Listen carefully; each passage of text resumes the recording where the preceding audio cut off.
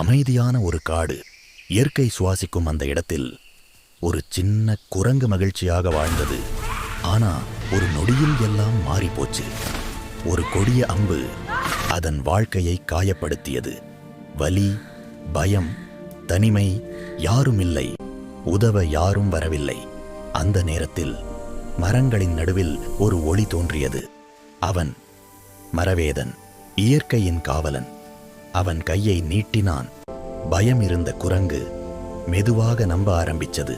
ஒரு தொடுதல், ஒரு ஒளி, ஒரு அற்புதம். காயம் மறைந்தது, வலி மாறியது, உயிர் திரும்பியது. அந்த நொடியில் ஒரு நட்பு பிறந்தது.